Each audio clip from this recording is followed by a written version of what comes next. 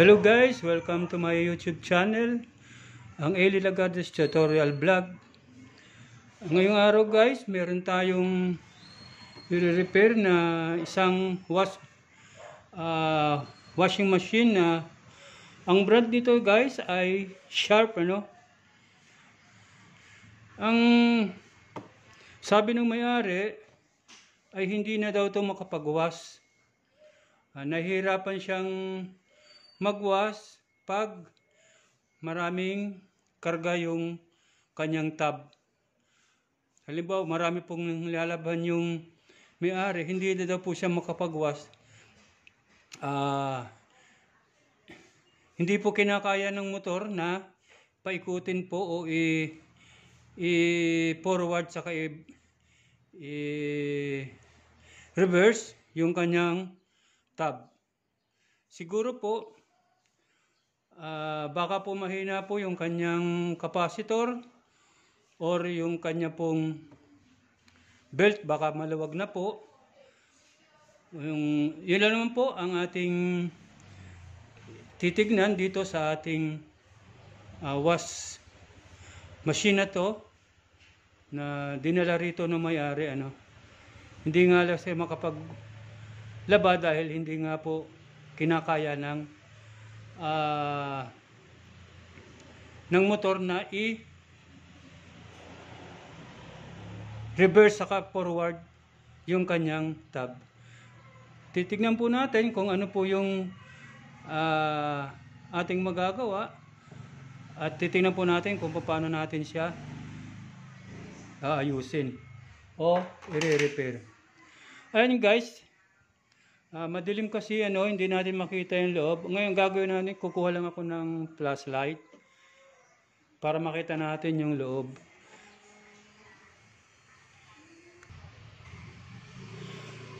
Ayan guys, ito yung loob niya, no? Ito yung kanyang motor. Ito yung kanyang gearbox. Ngayon meron siyang belt. Ito yung belt. Ito yung kanyang belt. Titignan natin kung maluwag na siya. Ayan. Siguro ko guys maluwag na itong belt niya kasi ayan, tingnan nyo. Medyo ano na yung laro niya. Maluwag na talaga. Ngayon susubukan natin tong paikutin. Ito. Pipigilan natin tong kanyang tab. Itong kanyang gearbox. Pulley. Itong pulley na to. Tatry kong yan guys, yan. Pasensya na guys at wala tayong tagahawak ng camera. Itong pulley na to. Pipigilin ko to. Tapos papaikutin ko ng kamay ko lang yung ating motor. Titignan natin kung kakayanin ng aking kamay lang, ano.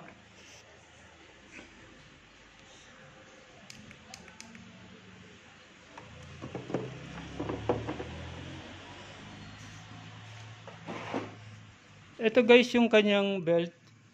Ngayon hahawakan natin tong pulley. Ito.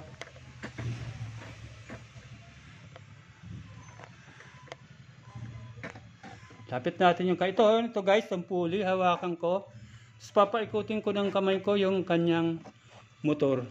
Dapat guys, hindi ko siya mapigilan, ano. Okay, dapat hindi ito dumulas dito. Itong belt hindi dumulas dito sa motor. Ayan. Ayan, nakita nyo guys, umiikot yung motor niya. Pero yung kanyang gearbox o kanyang pulley ay napipigilan ko. Ayan, ayan. Then guys, ito yung sa tingin ko, ito yung kanyang diferensya. Kaya hindi makaikot itong tab natin o itong pulley dahil nga maluwag na po itong ating belt. Ang gagawin po natin, papalitan po natin yung belt. Pero itetest din po natin muna itong mga wiring niya. kung okay pa po yung kanyang resistance. Ito po. Ito po yung wire na galing po sa motor. Itetest natin siya kung okay pa yung kanyang resistance. Kukuha lang tayo ng ating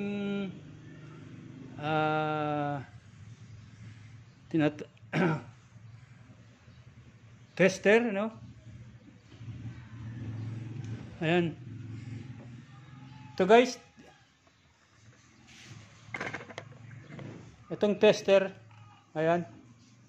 Ang gagawin natin guys, tetest natin tong kanyang wirings ng ating motor kung okay pa yung kanyang resistance.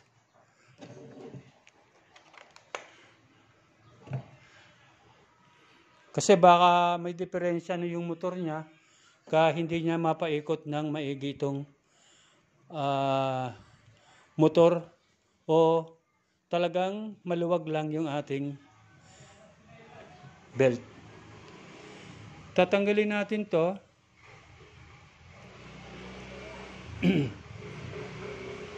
Ito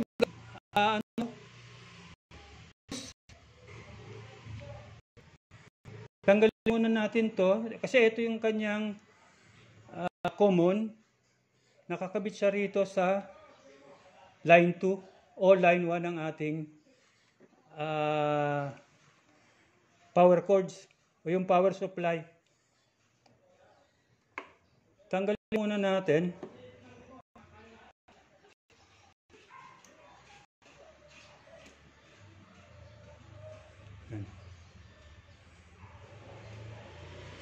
Ando po sa loob yung kanyang switch.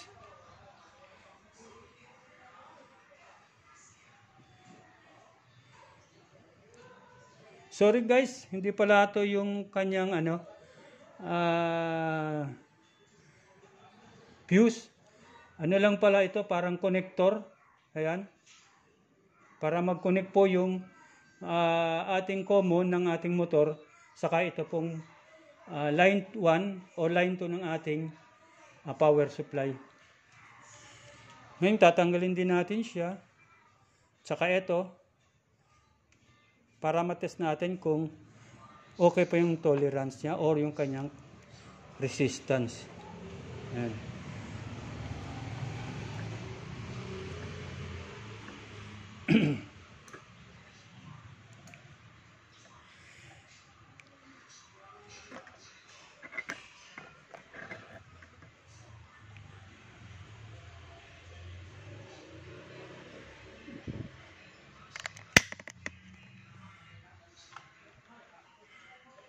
Set lang natin to dito guys ha. Times 10. Ayan. Kita nyo na ba guys? Yan. Hindi natin kasi mailapit ng gusto kasi lalapit siya ng maigi dito sa ating ginagawa. Ang gagawin natin guys, titignan na lang natin dito pag kinabit ko na kung meron siyang resistance. Lagay lang natin tong ating isang linya.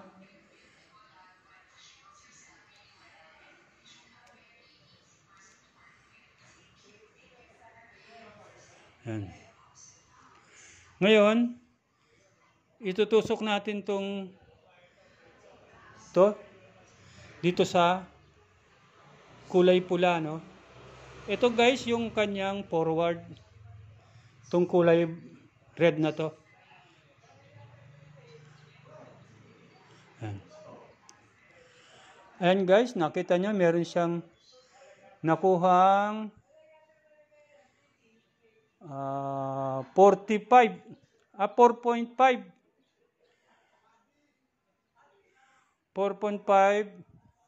ohms. Ngayon ito naman blue. Ito naman yung kanyang reverse.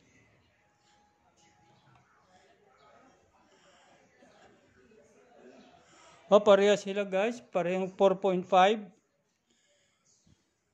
Okay naman yung kanyang resistance, may resistance naman sila. Kaya yung ating motor guys ay okay pa. Maganda pa po yung kanyang resistance. Ngayon guys, babalik natin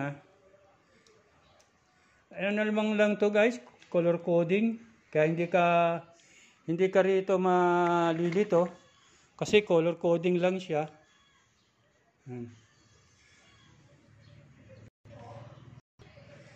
Tapos ito guys, papunta to doon sa taas sa may switch. Saka ito yung isang power cords line 1 to ating power cords papunta po doon sa timer switch. Saka ito pong dalawa na to, ito pong forward saka reverse, papunta po yan doon sa itaas sa switch, yung timer switch po niya.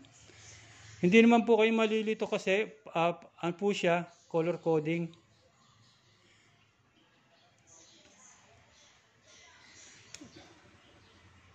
Ayan. Ngayon guys, tetest natin siya kung umiikot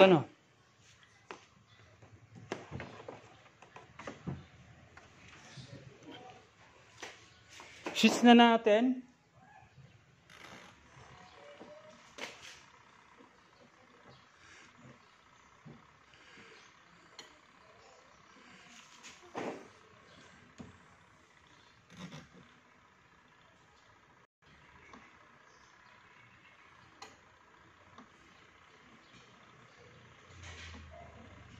Ayan guys, ayaw mag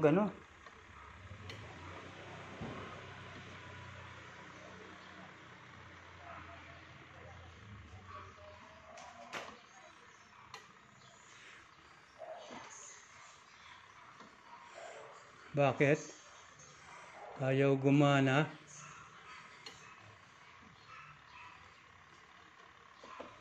Try natin dito sa iba. Wala rin. Ayun.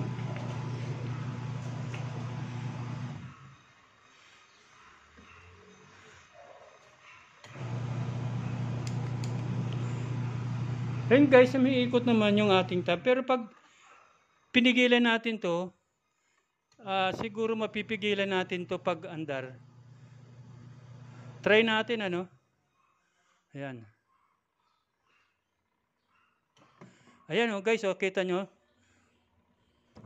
Napigilan ko siya. Kaya may diferensya rito itong kanyang isa sa may diferensya guys, itong kanyang belt. Maluwag na siya. Ayan. Okay naman yung ikot niya. Kaya okay din yung kanyang capacitor. Yung capacitor niya kasi guys, nandiyon sa kabila, dun, nasa loob, nasa gilid masyado. Ayan. Okay naman guys yung, kaya lang pag marami nang nalakalagay na labada o lalabahan, ay hindi na guys kayang paikutin ng ating belt. Kasi nga dumudulas na siya sa pulley ng ating motor. Ito. Dumudulas na siya dyan. Kaya hindi niya na mapaikot yung pulley. Hindi niya na mahawakan ng gusto. Kaya ganyan. Yan, ito guys, yung na yan. Pasensya na kayo guys, madilim kasi.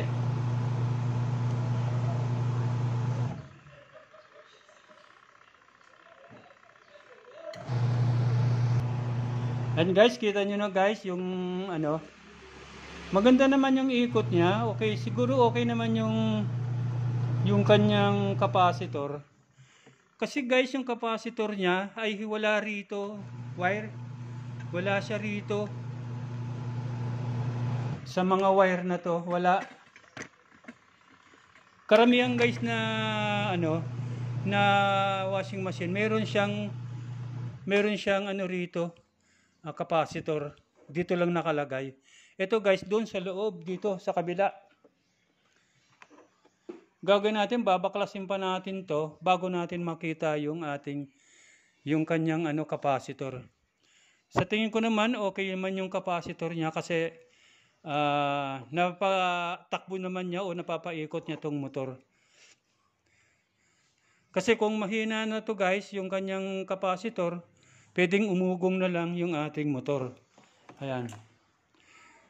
Kaya sa tingin ko, tansya ko, kaya yung aking guys, theory ay itong kanyang belt. Sobrang luwag na. Ayan, oh.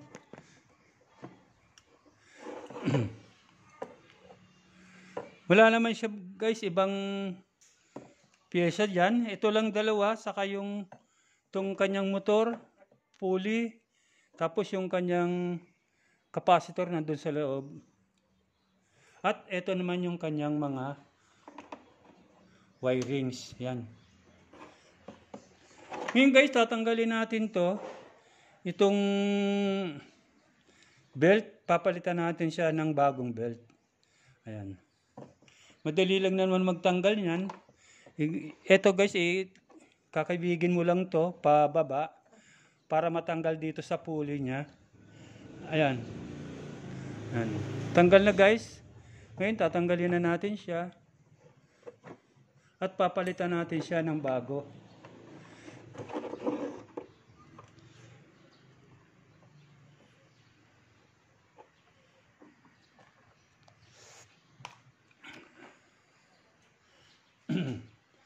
Ayan. Ito guys yung bagong belt. Ito yung ipapalit natin dito sa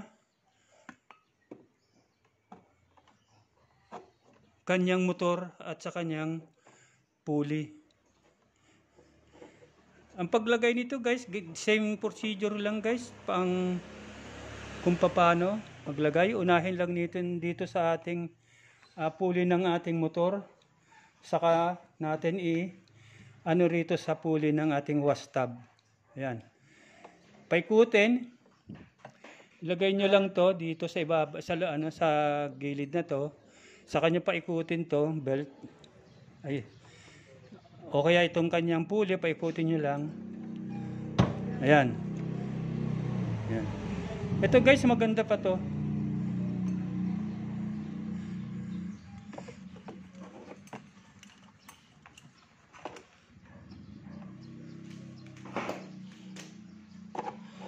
Itatry ko siyang paikutin ng kamay, tapos pipigilan ko kung mapipigilan ko. Ayan guys, hindi kaya. Ayun. Yun, matigas na guys.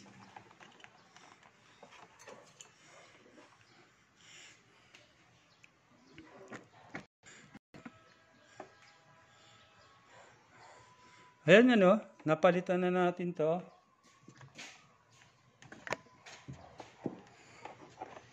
Ngayon, ang gagawin natin ay itetest natin to washing machine. Lalagyan natin siya ng tubig at titignan natin kung kakayanin niyang paikutin yung tab nitong ating washing machine.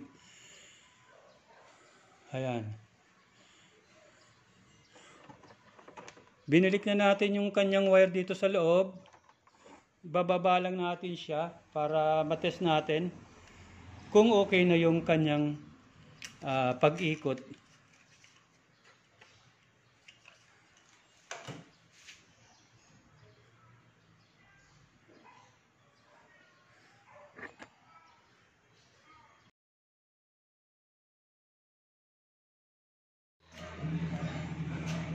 Ayan guys, okay na yung napapaikot niya na yung pulsator. Pati yung labahan guys, napaikot niya na.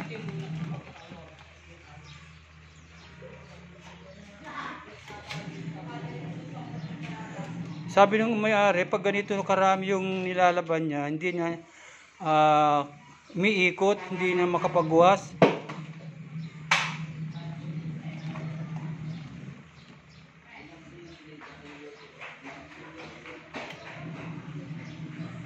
Ngayon guys, okay na siya.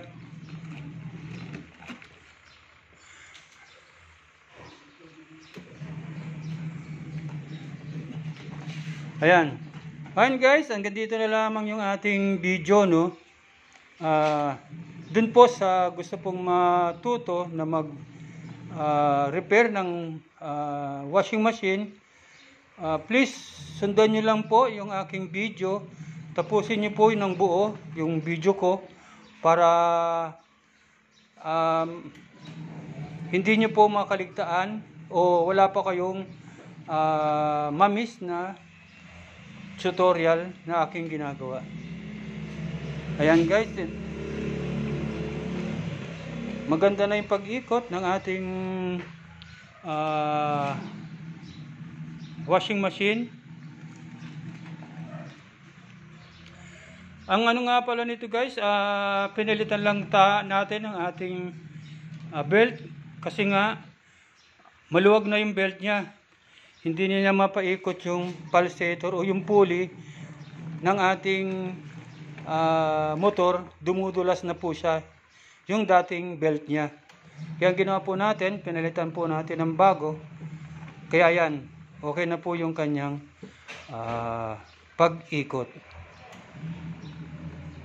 Wala naman po tayong ibang tinesting. Yung kanya pong motor ay okay naman po yung kanyang resistance. Pati yung kanya pong capacitor, okay naman po yun. Kasi napapaikot niya nga po itong ating nilalaban o yung kanyang pulsator, kaya niya na pong paikutin. Sana po, dun po sa hindi pa po nakapag-subscribe po sa aking YouTube channel, inaanyahan ko po kayong mag-subscribe po sa aking YouTube at huwag niyo pong kaligtaan na i-click yung notification bell para lagi po kayong updated sa mga video ko pong nila-upload sa YouTube. Pag may ads po, huwag po kayong mag-skip. Huwag niyo pong i-skip yung ads. Ipagpatuloy niyo po yung panonood niyo. Then, i-likes nyo na rin po at saka share. Maraming salamat po. Sana po, may matutunan po kayo kahit konting kaalaman po sa aking tutorial ngayong araw. Maraming po salamat po. Hanggang sa muli po. Paalam muna.